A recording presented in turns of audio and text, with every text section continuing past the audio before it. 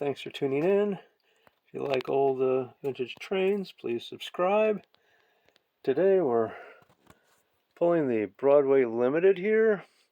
The engine is a Crovan going back to the 30s. It's been re-powered by Jerry White with one of his wonderful drives. But we'll cover Crovan at a later date. But we're pulling the cars here.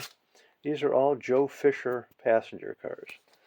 So Joe was in Lynbrook, New York, very close to Sunnyside Yards, and he would go down and carefully, meticulously draw the cars, got the original drawings for them, and then would replicate them for you. So these are a string of Pennsylvania cars made by Joe Fischer, with some lovely interiors. We have a dining car with tables. Here is Joe Fischer. The photos in this article are courtesy of the Joe Fischer Family Archives. Joe is an avid photographer, so there's Joe, and there's Joe with his camera.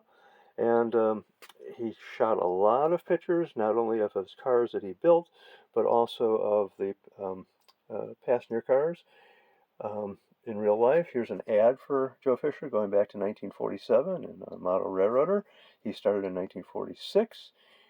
At this time, the price of the basic car was $38. By the 50s, the price had climbed up to $45, $50, and then $20 for interior with lights. So when Joe would build a car, he wouldn't just hand you a car. He didn't have them in stock, so he would build you your car. You would custom order it with whatever trucks you wanted, and couplers, and diaphragms, and he'd personalize it for you. Now, he didn't hide how he built his cars. In fact, he wrote 2 articles covering how he did his magic in September and October 1949 in Model Railroader.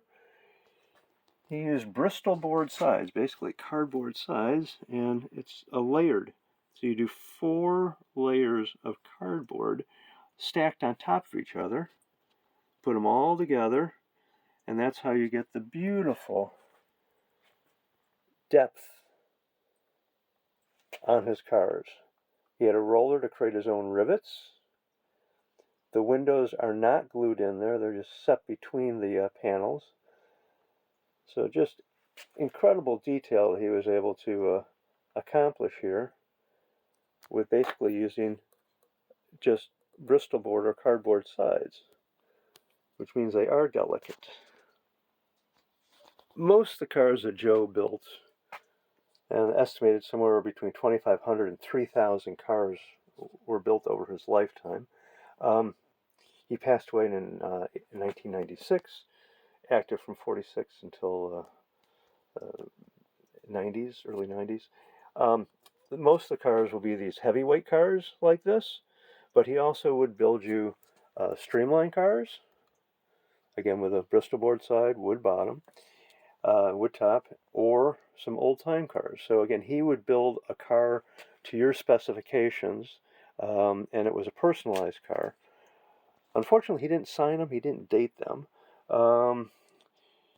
There's not really records on where they all went, but these are absolute rolling works of art.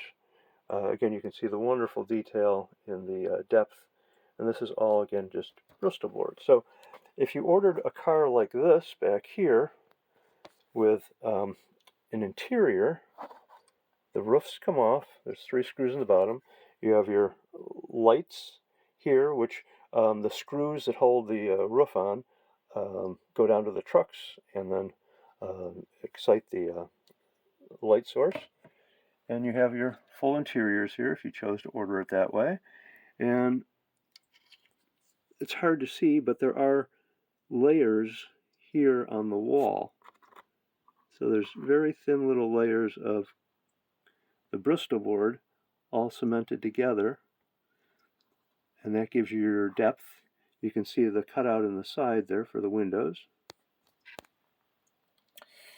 Now, because of the cost of these cars, you had to be fairly healthy in the pocket to be able to afford a Fischer car, or Fischer cars like a set. There was a gentleman in Ohio by the name of Mac Lowry. He is rumored to have somewhere around 700 of these built for him. And this is a Mac Lowry car, ML 237. So this is the 237th Joe Fischer car that Mac Lowry had. Pretty impressive. Anyhow, Joe Fischer left a testament to his artistry. These beautiful cars. You'll be very lucky if you find one or two, or hopefully a full set. We'll fire up the Broadway Limited here, and we'll run it one more time. Thank you very much.